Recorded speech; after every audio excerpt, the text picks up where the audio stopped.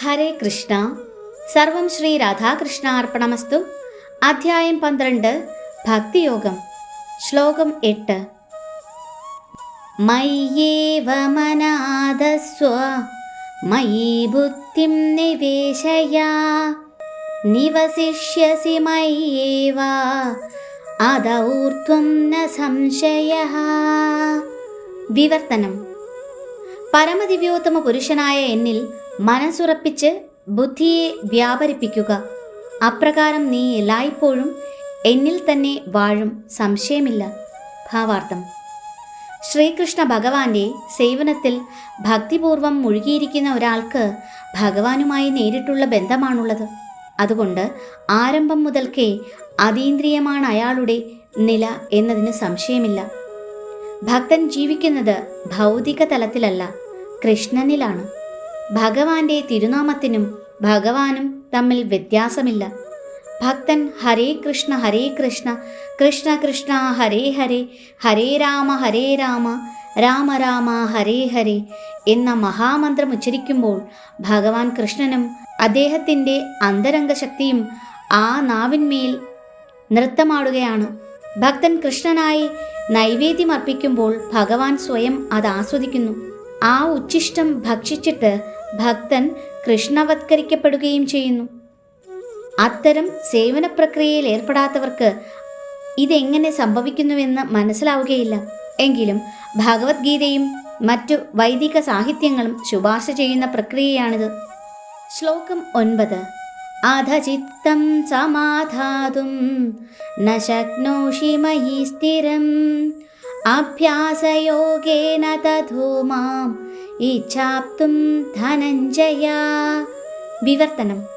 പ്രിയപ്പെട്ട അർജുന, ധനത്തെ ജയിച്ചവനെ, എന്നിൽ മനസ്സുറപ്പിച്ചു നിർത്താൻ നിനക്ക് കഴിയുന്നില്ലെങ്കിൽ ഭക്തിയോഗത്തിൻ്റെ നിബന്ധനകൾ അനുഷ്ഠിച്ചുകൊണ്ട് എന്നെ പ്രാപിക്കാനുള്ള ആഗ്രഹം വളർത്തുക. ഭാവാർത്ഥം. ഭക്തിയോഗത്തിൻ്റെ 2 വ്യത്യസ്ത പ്രക്രിയകൾ ഈ ശ്ലോകം സൂചിപ്പിക്കുന്നുണ്ട്. ഒന്നാമത്തേത് പരമദിവ്യോത്തമ പുരുഷനായ കൃഷ്ണനിൽ ദിവ്യപ്രേമത്തോടെ യഥാർത്ഥമായി ആസക്തി വളർത്തിയിട്ടുള്ള ഒരാൾക്ക് യോജിച്ചതാണ്. അപ്രകാരം പരമപുരുഷനോട് ദിവ്യപ്രേമത്തോടെയുള്ള ആസക്തി ഉണർന്നു വരാത്തവർക്ക് യോജിച്ചതാണ് മറ്റേത്. രണ്ടാമത്തെ വിഭാഗത്തിൽപ്പെട്ടവർക്ക് ചില വിധിപൂർവകമായ നിബന്ധനകൾ ആചരിക്കേണ്ടതുണ്ട്. അവ അനുഷ്ഠിക്കുന്നത് കൊണ്ട് ക്രമേണ കൃഷ്ണനിൽ ആസക്തി വളർന്നു വരും. ഭക്തിയോഗം എന്നാൽ ഇന്ദ്രിയങ്ങളുടെ ശുദ്ധീകരണം തന്നെ. ഇന്ന് ഭൗതിക ജീവിതത്തിൽ സുഖഭോഗങ്ങളിൽ മുഴുകിയിരിക്കുന്നത് കൊണ്ട് ഇന്ദ്രിയങ്ങൾ എപ്പോഴും അശുദ്ധങ്ങളാണ്. ഭക്തിയോഗം കൊണ്ട് അവയെ ശുദ്ധീകരിക്കാൻ കഴിയും. ശുദ്ധി വന്നാൽ അവയെ ഭഗവാനുമായി നേരിട്ട് ബന്ധപ്പെടുത്തുകയും ചെയ്യാം. ഈ ഭൗതിക ലോകത്തിൽ നാം ഏതെങ്കിലും ഒരു യജമാനനെ സേവിക്കുന്നുണ്ട്. എങ്കിലും വാസ്തവത്തിൽ സ്നേഹത്തോടെ ആവില്ല, വെറും പണത്തിനു വേണ്ടിയാണ് ആ സേവനം. യജമാനനുമില്ല സ്നേഹം. നമ്മുടെ സേവനം അയാൾ ഉപയോഗപ്പെടുത്തുന്നു, പകരം പണം തരുന്നു എന്നു മാത്രം. സ്നേഹത്തിൻ്റെ പ്രശ്നമേ വരുന്നില്ല. ആത്മീയ ജീവിതത്തിലാകട്ടെ വിശുദ്ധ സ്നേഹത്തിൻ്റെ തലത്തിലേക്ക് ഉയരുക തന്നെ വേണം. ഇതേ ഇന്ദ്രിയങ്ങളെ കൊണ്ട് ഭക്തിപൂർവകമായ സേവനം അനുഷ്ഠിക്കുന്നത് കൊണ്ട് ആ തലത്തിലേക്ക് ഉയരാം. ഏതൊരാളുടെ ഹൃദയത്തിലും ഈശ്വരനോടുള്ള പ്രേമം ഉറങ്ങിക്കിടപ്പുണ്ട്. വ്യത്യസ്ത മാർഗങ്ങളിലൂടെ അത് വെളിപ്പെടുത്തുന്നുമുണ്ട്. ഭൗതിക ബന്ധം കൊണ്ട് മാലിന്യം പൂണ്ടിട്ടാണെന്ന് മാത്രം. ഭൗതികതാ ബന്ധമുള്ള മനസ്സിനെ ഇപ്പോൾ ശുദ്ധീകരിക്കുകയും ഉറങ്ങിക്കിടക്കുന്ന നൈസർഗികമായ കൃഷ്ണപ്രേമത്തെ ഉണർത്തുകയും വേണം. അതാണ് ഈ പ്രക്രിയ. ഭക്തിയോഗത്തിൻ്റെ വിധിപൂർവക നിയമങ്ങൾ പരിശീലിക്കാൻ നിപുണനായ ഒരു ആധ്യാത്മിക ഗുരുവിൻ്റെ ഉപദേശമനുസരിച്ച് ദിനചര്യകൾ ചിട്ടപ്പെടുത്തണം. പ്രഭാതത്തിൽ ഉണർന്ന് സ്നാനം ചെയ്ത ശേഷം ക്ഷേത്രത്തിൽ പോയി പ്രാർത്ഥിക്കുകയും ഹരേ കൃഷ്ണ മഹാമന്ത്രം ജപിക്കുകയും വേണം.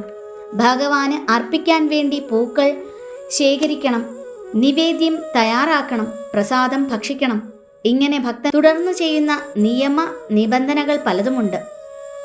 ശുദ്ധഭക്തരിൽ നിന്ന് ഭാഗവതവും ഭഗവത്ഗീതയും തുടർച്ചയായി കേൾക്കണം. ഈ പരിശീലനം കൊണ്ട് ആർക്കും ഭഗവത് പ്രേമത്തിൻ്റെ തലത്തിലേക്ക് ഉയരാൻ കഴിയും. അങ്ങനെ ക്രമേണ ആത്മീയമായ ദൈവീക സാമ്രാജ്യത്തിലേക്കുള്ള അയാളുടെ മുന്നേറ്റം സുനിശ്ചിതമാണ്.